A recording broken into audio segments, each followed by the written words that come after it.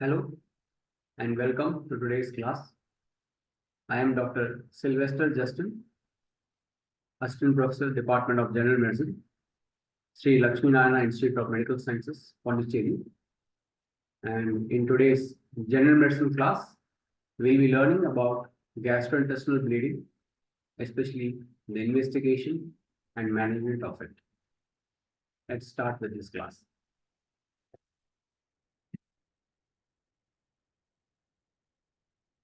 So before we delve into investigations and management, let's have a brief look at what GI bleeding is. So it may present with symptoms like hematemesis, which is vomiting of coffee ground vomitus, melena, hematochezia, both are bleeding for rectum. Melena is altered blood, hematochezia is bright red blood passed via rectum. Giddiness, if the bleeding causes severe blood loss and hypotension.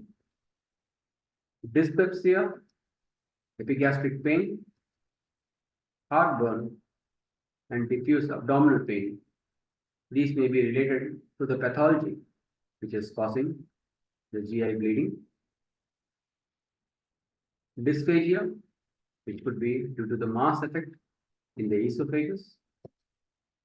Weight loss, which could portend a sinister diagnosis like cancer.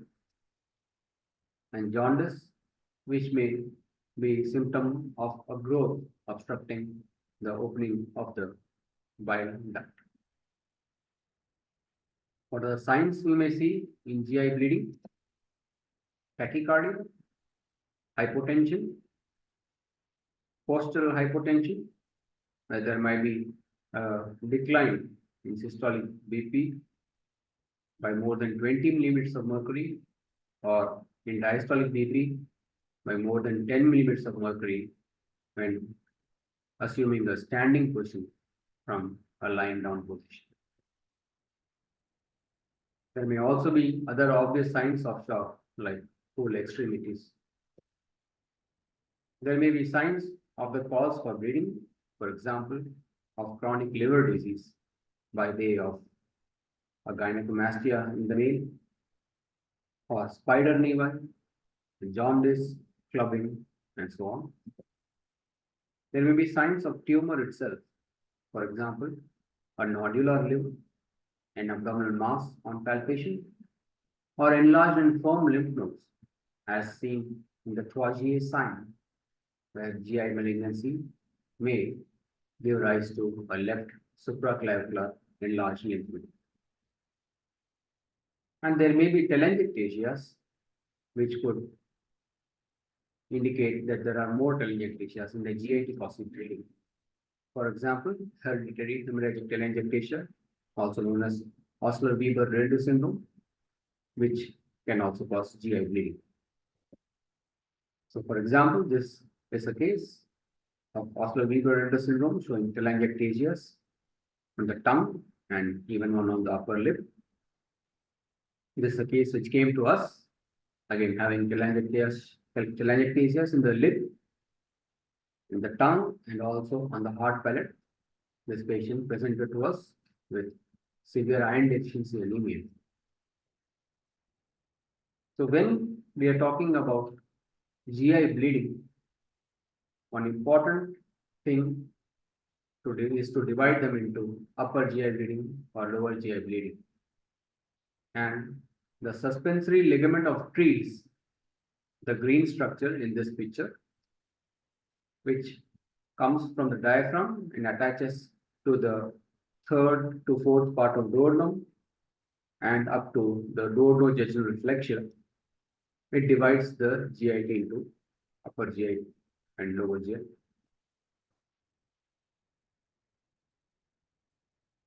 This ligament of Treves is also known as the suspensory ligament of the duodenum. Any bleeding that originates above this will present as hematemesis or melena, whereas any bleeding that originates below this, that is below the duodenojejunal flexure, will present as hematochezia. We have already seen hematemesis means coffee ground vomitus, and melena means altered blood in the stool, black and tarry. And hematochezia is the opposite of that, bright red color blood in stool. So the same thing, melena also has a strong odor. Now, occasionally hemoptysis may be confused for hematemesis or vice versa. In this case, going further into the history will help us in coming up with the diagnosis.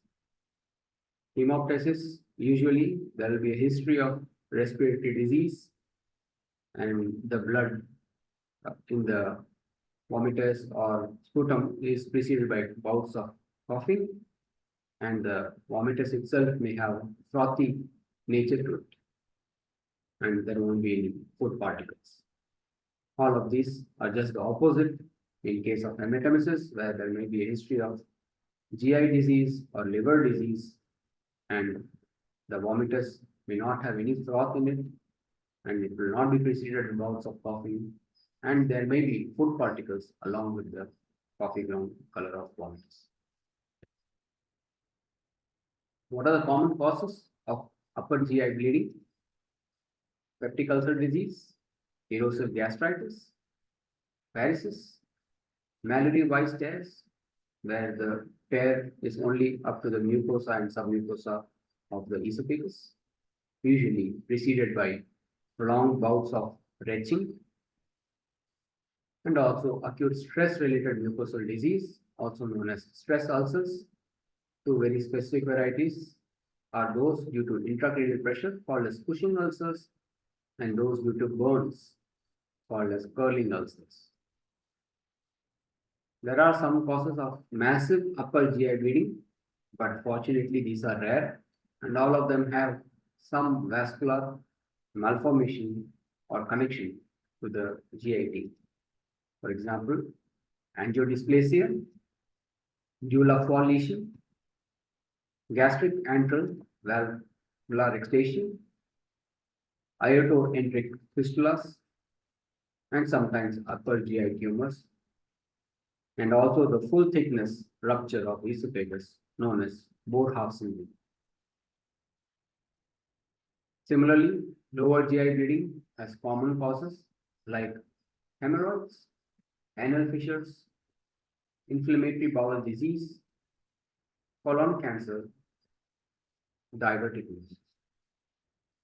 And some rarer causes, again, as in upper GI bleeding, angiodysplasia, colitis, which may be infectious, ischemic, or radiation induced, rectal varices, alveolar foil lesion. So these are some uncommon causes of lower GI bleeding. Coming to laboratory tests, which are the first tests which we will be doing in the case of GI bleeding. We'll be looking at the hemoglobin or hematocrit.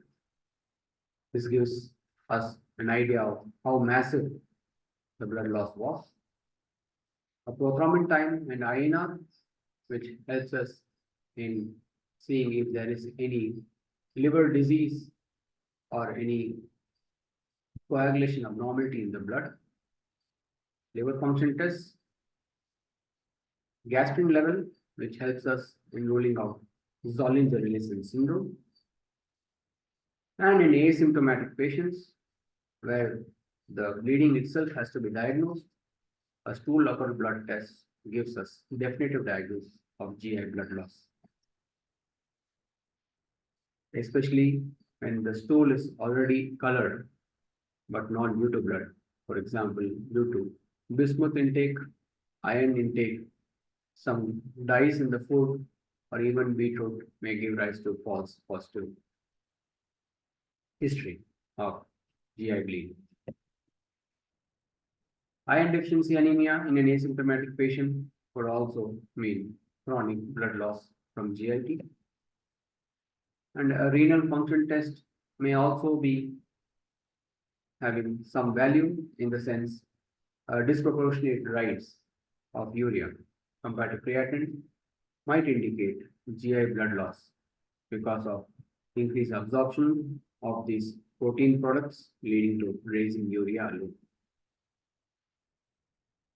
So this is the most important instrument in the case of GI bleeding. This is the endoscope. Obviously, it has a light source. The endoscope is negotiated into a patient lying on the lateral decubitus cushion, and it is passed up to the stomach and even up to the duodenum, and it is visualized on a monitor, and we are able to see the pathology with our own eyes. The procedure is known as upper GI endoscopy, also known as esophago-gastroduodenoscopy. It is usually done between 12 to 24 hours of admission. The initial few hours are taken up by the stabilization team, stabilizing the patient because of the blood loss and making him fit for the endoscopy, at which point it is done.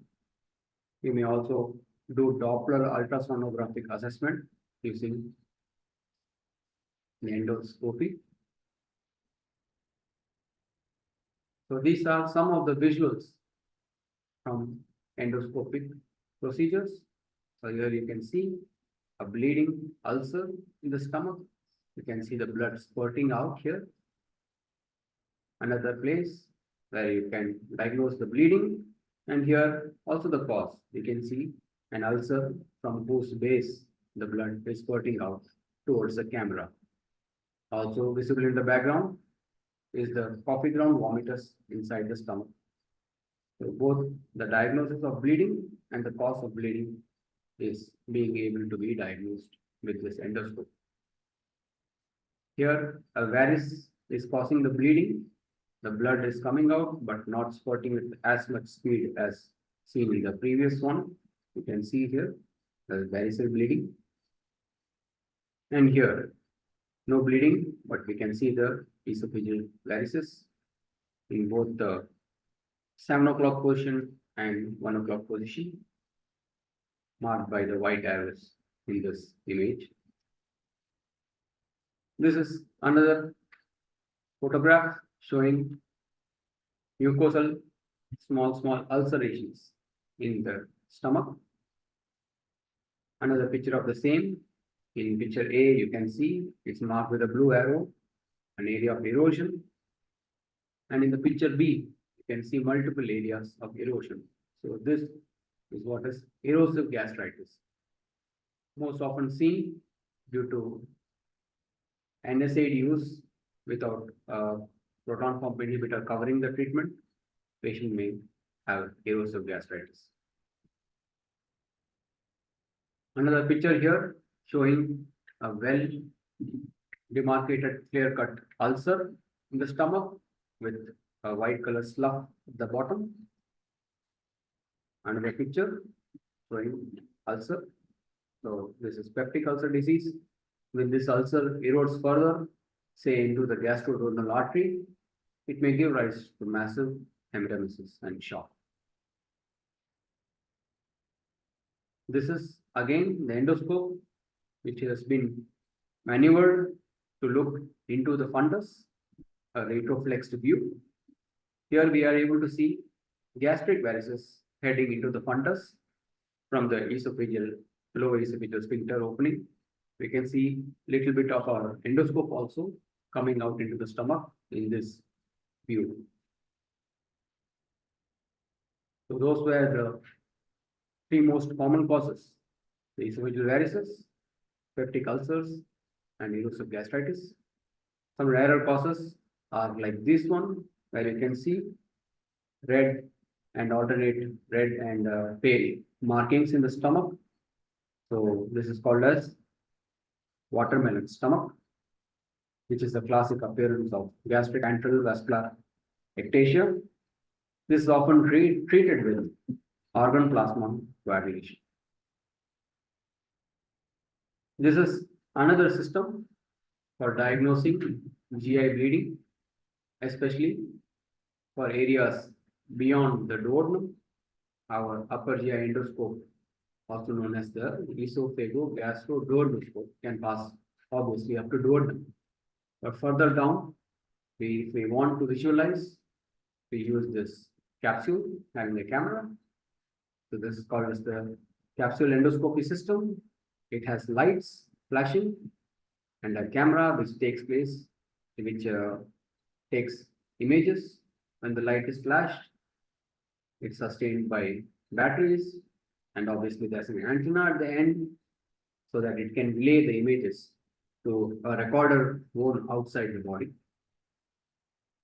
The capsule comes out via naturalis, and then all the images which have been taken by the capsule will have to be sifted through computer, and thus we will be able to see any pathologies in the jejunum also and in the ileum also, thus covering the whole of the GIT. Another method used for diagnosing GI bleeding in difficult cases would be nuclear scintigraphy. So here you can see the RBCs taken from the patient are tagged with 99 metastatic technetium and are reintroduced, and images are captured at frequent intervals, and based on the hotspots, we are able to tell where the bleeding is occurring and how much duration into the procedure. This is another method where we are seeing an axial section of the abdomen in a CT scan. Here we are able to see a diverticula, which is the pathology, and extravasated IV contrast into the sigmoid colon, which proves the site of the bleeding also. So a very useful investigation, which is CT angiography of the abdomen. We are able to diagnose the pathology. We are able to diagnose the bleeding also. We can also always do 3D imaging and further formatting of the images to give us a better visualization of where the bleeding is occurring. Another example of CT angiography. In the first image, the plain CT, we are able to see in the gallbladder that there is a large stone because it is not attenuating, it is hyperattenuating bile and the large stone. And in the second B image, we have put contrast, and now we see there is a pseudoaneurysm within the gallbladder. And in image C, the reformatted images from the same showing a pseudoaneurysm in the gallbladder. So even difficult cases, aneurysms, we are able to diagnose with CT angiography of the abdomen. Now, this is another imaging modality where we are able to see the whole of the vascular tree of a single artery. From the looks of it, this is the superior mesenteric artery giving blood supply to most of the GIT. And there at the bottom of the image, marked by the big black arrow, we can see there is a vascular malformation which is causing the bleeding. So what is this investigation? This is the standard angiography. It differs from CT angiography, where the CT angiography, the dye is given directly into the vein and the dye goes everywhere. Whereas in standard angiography, a catheter is introduced and we give dye specifically, in this case, to the SMA, superior mesenteric artery, and we are able to see the whole tree of the artery. And for example, in this image, we can see the dye going in the right colic artery, and then there is extravasation into the ascending column. So we are able to find the bleeding in this method also. So what specific advantage might this method have over CT angiography? So as you can see, we are focusing on a single artery. So the localization of the bleeding vessel is better compared to CT angiography. Also, because all the contrast is being given to single arteries, any small bleeding which may be missed even in CT angiography may be able to be found by this standard angiography. And finally, it gives us a therapeutic uh, advantage also. For example, we can embolize a bleeding artery while doing the angiography. So, standard angiography not only becomes an investigative procedure, it can also become a therapeutic procedure when compared with CT angiography. So, transcatheter embolization is possible. Other imaging studies would be just the simple ultrasonography of the abdomen, which could diagnose cirrhosis of the liver, and hence we can think that the diagnosis is probably esophageal abscess. It can also diagnose an aortic aneurysm in the abdomen, in which case we might start thinking it could be an aortoenteric fistula. We have already discussed the other tests for GI endoscopy. Similarly, for lower GI, we have the colonoscopy. And for obscure causes, we have also already seen the capsule endoscopy system, the nuclear scintigraphy tagged RBC scan. Limitation, of course, is that it can only detect active bleeding,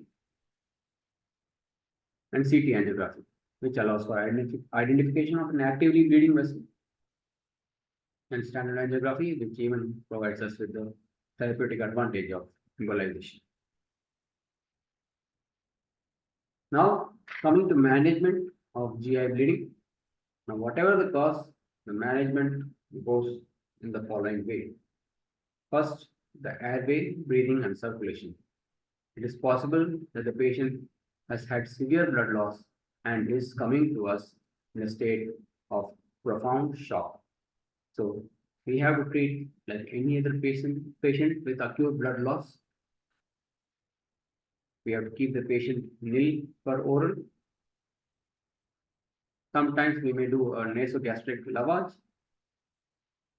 It could be diagnostic in the sense we may be able to aspirate and see a coffee ground vomitus. And sometimes we might give a cold saline wash of the stomach, which can help in arresting small bleeds. So it could become therapeutic that way. A patient may be in respiratory distress because of the large volume of blood lost. Oxygen may have to be given, but we should avoid BiPAP because of the risk of aspiration. As the patient is in a state of vomiting out contents, he might end up aspirating it into his lungs. So forceful positive airway pressure like BiPAP is not advisable. And adequate IV access. This is the most important thing. As soon as possible, we have to establish 2 large bore cannula and start giving IV fluids. Crystalloids are preferred, like normal saline and rigorous lactate, and send blood for grouping and cross matching. We may be requiring the blood very soon, and transfusion also is part of immediate management of the patient, especially if the hemoglobin is less than 7 grams per deciliter. And even if it's more than 7, but a large volume of blood has been lost in a very short amount of time, blood will have to be given to the patient. Sometimes blood components may be required, like platelets or fresh frozen plasma, in cases where there is thrombocytopenia or increased INR respectively. Coming to definitive management of a GI bleeding, proton pump inhibitors are given. IV pantoprazole is preferred as an 80 milligram bolus, followed by a continuous infusion of 8 milligram per hour for up to 72 hours. apart from being very useful if the bleeding is due to peptic ulcer, it is also useful in any bleeding due to any cause because it will protect the clot which is formed by preventing its fibrinolysis. Vasoactive medications may also be given, like somatostatin or octreotide. These inhibit the vasodilatory hormone release, and that's how they help in stopping the GI bleeding. And empirical treatment may have to be given, including antibiotics. So, what you're seeing here, this is the mainstay of pharmacological therapy for GI bleeding, upper GI bleeding especially. We give pantoprazole infusion. I already told you about 8 milligrams per hour after an 80 milligram bolus. And octreotide, which again we give at the rate of about 25 to 50 microgram per hour, preceded by a 50 to 100 microgram bolus IV dose. It may also be given up to 5 days, but just 1 or 2 days is sufficient for majority of the patients. Another therapeutic intervention from the previous era, not much used nowadays in this era of endoscopy. This is the Sengstaken Blakemore tube. It has 2 balloons, a slimmer and longer esophageal balloon, and a wider and shorter gastric balloon, both having their own separate opening port from which they can be inflated.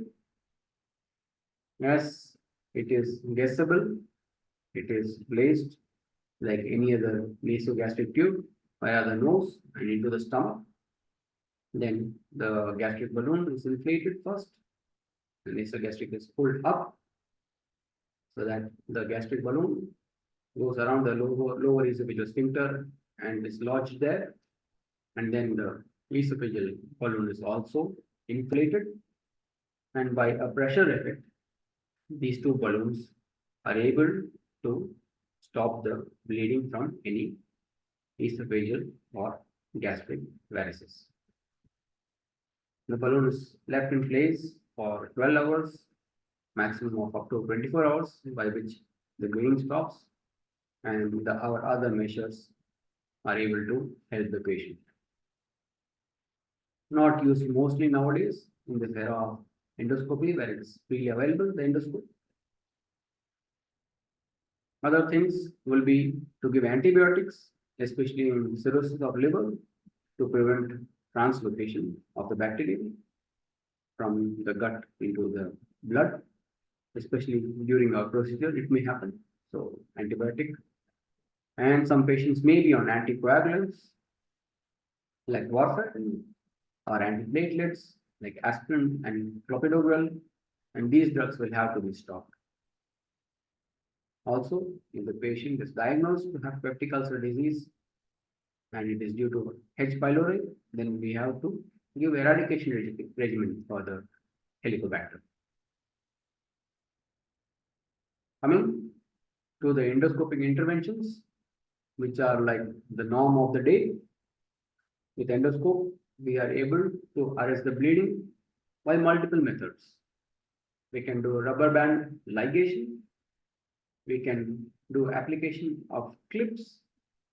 We can inject epinephrine or sclerosants or a biological glue to stop the bleeding. We can do bipolar electrocoagulation to stop the bleeding. Or we can use argon plasma coagulator to stop the bleeding by coagulating the blood inside the aberrant vessels. So here we are able to see the endoscope having rubber bands at the tip and how they go about, first capturing the varix and deploying these rubber bands, and in the last panel in the image you can see after the deployment of the rubber band there's a balloon-like swelling of the vessel, and slowly it will shrink, and the vessel will stop bleeding. So this is again showing the same thing schematically. The endoscope in the first image, the first panel, you can see the endoscope has entered and is looking at a gastric varix. It positions itself over the varix, and it captures, and then it deploys the rubber band, and that's how the bleeding stops.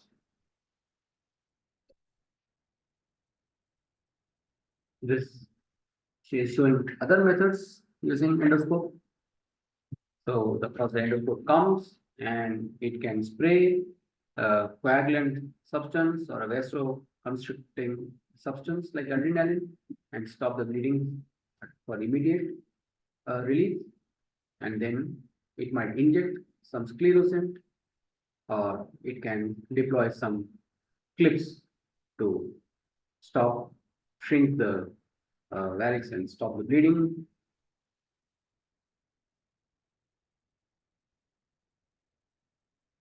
So this is showing a sclerotherapy where the sclerosant is being injected into varix. Sclerosants commonly used are sodium tetradecyl sulfate, ethanolamine oleate, just plain ethanol can also be a sclerosant, and polydocanol is also used as sclerosant.